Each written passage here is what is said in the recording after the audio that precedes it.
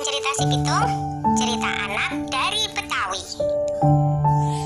Pada zaman penjajahan Belanda, di kampung Rawabelong, lahir seorang bayi laki-laki mungil dari keluarga sederhana. Ayah dan ibu bayi itu adalah seorang petani. Kehadiran bayi itu tentu saja menambah kebahagiaan pada keluarga sederhana itu. Mereka beri nama bayinya Pitung. Pagi itu, di balai-balai bambu depan rumah, Ibu Pina sedang menggendong Pitung kecil. Setiap selesai memandikan, Ibu Pina selalu menggendong bayinya sambil berjemur di depan rumah dan berdoa. Anakku sayang, kamu harus sehat ya. Kelak kamu harus menjadi manusia yang berguna bagi nusa dan bangsa. Tak terasa, Pitung mulai menginjak usia remaja. Selain belajar mengaji, ia juga belajar ilmu bela diri.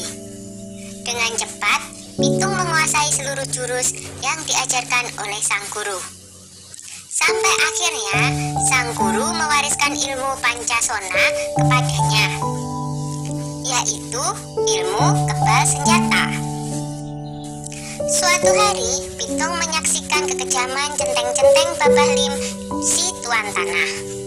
Mereka mendatangi rumah penduduk dan merampas harta benda yang ada, karena tidak membayar pajak dan upeti.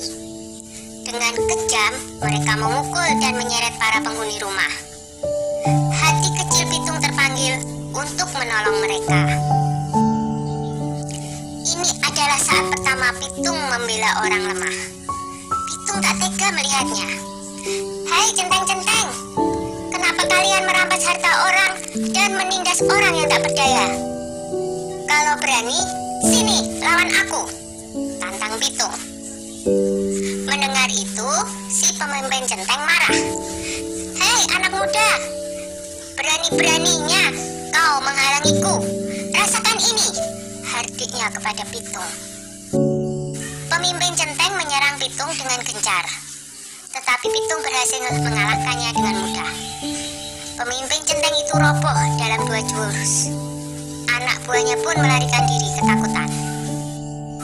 Sejak saat itu, Pitung bertekad untuk membela orang yang tertindas. Dengan penuh semangat, Pitung mengajak para penduduk desa untuk bersatu melawan penjajah. Kita harus lawan segala penjajahan. Tidak ada yang boleh merampas harta milik kita. Ini adalah tanah kita. Jangan mau diperbudak oleh kompeni, kata Pitung bersemangat. Semua setuju dengan ajakan Pitung. Para tuan tanah dan kompeni menjadi resah. Mereka mengadukan perlawanan itu kepada pemerintah Hindia Belanda. Scott Heine, pemimpin tertinggi di Batavia, memerintahkan aparat untuk menangkap Pitung. Ia menawarkan hadiah besar bagi siapa saja yang bisa menangkap Pitung. Kompeni menangkap Pak Piun dan Haji Niapin untuk memaksa Pitung menyerahkan diri.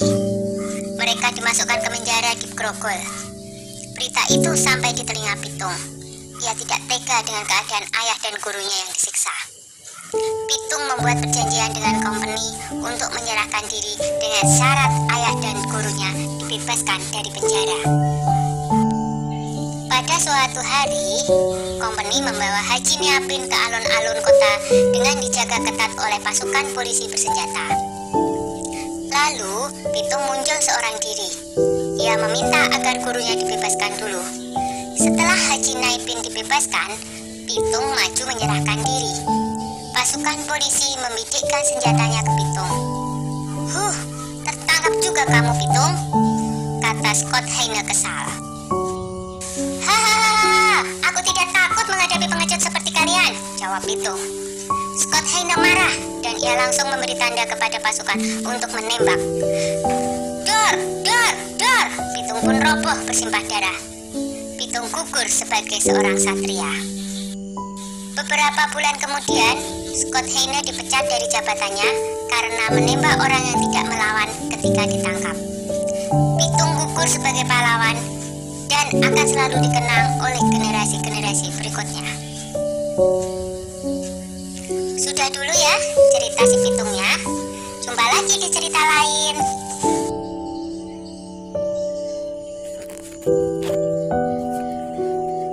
Beberapa bulan kemudian, Scott Heine dipecat dari jabatan.